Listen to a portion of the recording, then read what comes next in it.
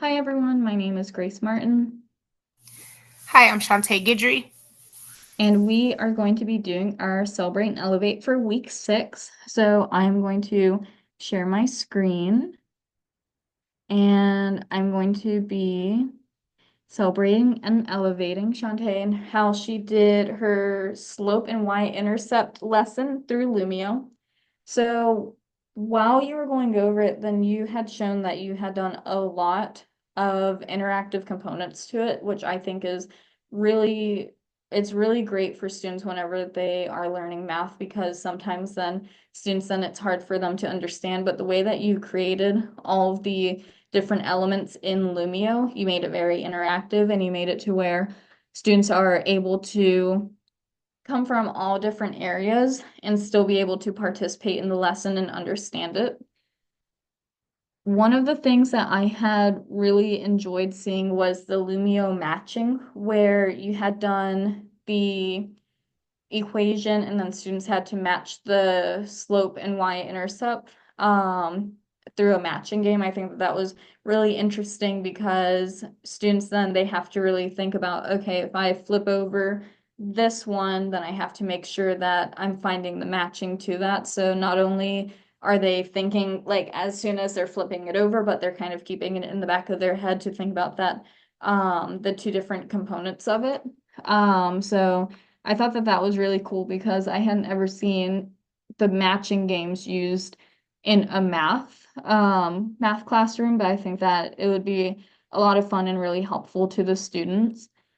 Um, and then I also saw a bunch of, like I was saying, like a bunch of interactive components, but I think that overall then the direction that you're going in with the Lumio, then it's going to be a lot of fun, super interactive, and students are going to be able to understand the slope and y-intercept really easy at the end. And then especially giving them reflection questions is going to help them understand how to describe relationships through the discussions and interactive visuals. So overall, it was a really great thing that you did this week.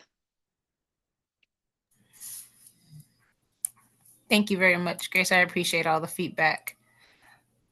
I am now going to start sharing my screen, and I'm going to go over what Grace did this week and celebrate and elevate her accomplishments.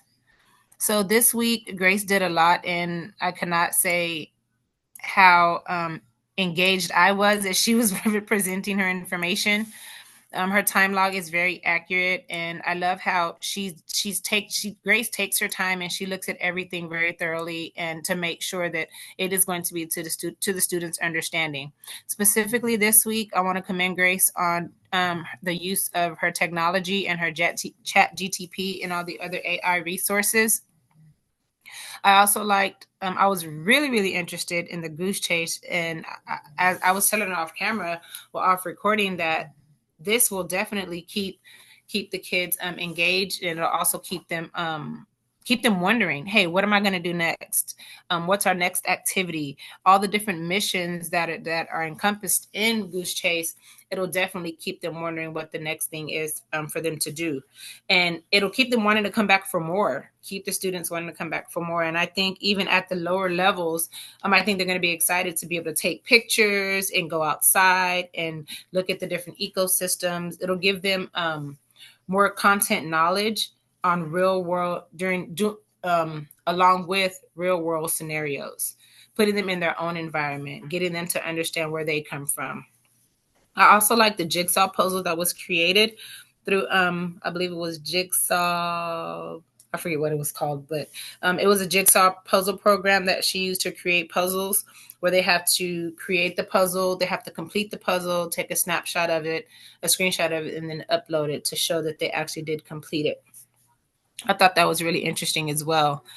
I also liked that she incorporated the Google Slides. This is something that the interactive Google Slides where students can drag and drop. And I think this is very star based because now the star tests are interactive. And even at the lower levels, they're having those kids drag and drop. They're having them use drop down boxes. So I think this will definitely give them practice into, what the star test is going to look like since everyone is doing them online. I also enjoyed watching Grace's food chain presentation and how it was very interactive and how it had all the little gifts on it and how it was moving, how the sun was moving and the clouds are moving over the sun. And they can really see that and they really want to be involved in that. And they can say, hey, this is what it looks like outside, or this is what I see outside my door, or whatever the case may be. But I really like that she incorporated those, the different gifts and the moving components into her slides. Overall, Grace, I think you did a fabulous job. Again, I was very fascinated as I was watching your presentation. I'm just in awe. It was phenomenal. Great job. Thank you so much. I actually didn't know that the STAR tests were interactive now. It didn't even occur to me that they had moved them online. Yes, ma'am. All star tests are online. They're interactive. There's drag and drop. There's point like they have an interactive map for social studies, maps, charts, and graphs. It's all interactive. They even have it to where like the little political cartoons for social studies. Some of them they move. Like if one political party is talking, it'll have like a little like a little dialogue bubble pop up, or another one will have a little dialogue bubble pop up. So yes, they're very interactive. That's craziness because I haven't taken a STAR test in probably like 10 years now.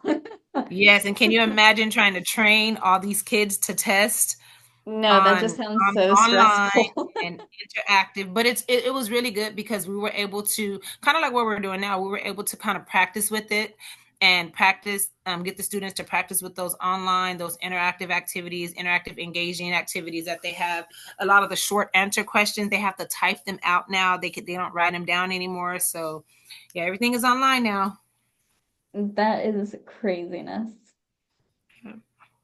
But that concludes our Celebrate and Elevate for week 6.